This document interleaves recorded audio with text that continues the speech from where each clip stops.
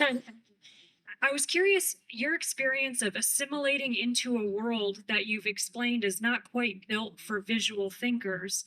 Has the process of assimilating into it been incremental in your experience, very gradual, or can you pinpoint certain things in your life? Like today, you shared that certain medications or something that's really helped you. Well, the biggest problem is if one of the biggest barriers is algebra and other abstract math. In the educational system, that's the biggest barrier. I mean, there's situations where a kid's kept out of auto mechanics or something like that, but have to have algebra. Like to become a veterinarian, you got to take algebra and calculus. I don't know how many veterinarians use calculus. Right. You see, this is where we get into a whole argument about where schooling is going. Because I'm seeing too many visual thinkers playing video games in the basement, and then I go out to big meatpacking plant, and they tell me about how their maintenance guy's retiring and they don't know how they're going to replace them. And you need these visual thinkers to make things like electronic chip factories work too. It isn't just the meat industry. There's some real problems here on skill loss, but I'm very concerned. And my kind of mind is getting screened out. I managed to get through school without having to take algebra.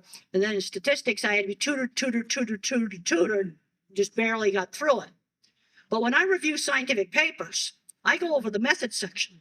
What's tending to happen now in the scientific literature is they're going absolutely mathematics crazy, using very fancy statistics on simple little projects. But then when you look at the methods, they didn't tell me what breed of pig they used. They didn't tell me what they fed it. They didn't tell me how they housed it. That stuff can totally change the results of an experiment. There were some big, super important cancer studies that were wrecked because the labs used two different types of stirring devices. One's a magnet that spins around in the beaker, and the other's a thing that looks like a Ferris wheel for test tubes. And using those different devices totally changed the results. And that was not in the paper. So when I review a paper, I said, well, tell me how you house the mother rat. Because it matters if you're looking at pup retrieval behavior. You see, I review a lot of articles now, and I'm kind of the methods police. And I'm just appalled at the stuff that gets left out. Hi, doctor. Thank you for coming today. And I just wanted to say thank you for your work in mental health as well. I'm a children and family therapist. I have a question kind of geared towards children. Since our educational system is not as supportive always, how do we, or do you have specific examples of how we can support our children that are more visual thinkers? Give them lots of projects to do. So we've got to get kids out doing things. I had a girl in my class last year who had never used a tape measure. So it was hard for her to make a scale drawing of a cattle handling facility. But I'm seeing some really bad things on skill loss. You see, like if you want to build a poultry processing plant right now, you got to import the equipment from Holland. And that's because, well, in Holland, they don't put their nose up at the tech route. You see, like the visual thinking kind of thinking, it's undervalued. The different way of problem solving. And in 2019, I did 4 trips that really made me think about this. I went to 2 pork plants and a poultry plant and the Steve Jobs Theater. And I found out how much imported equipment there was. Beef, we still actually know how to do.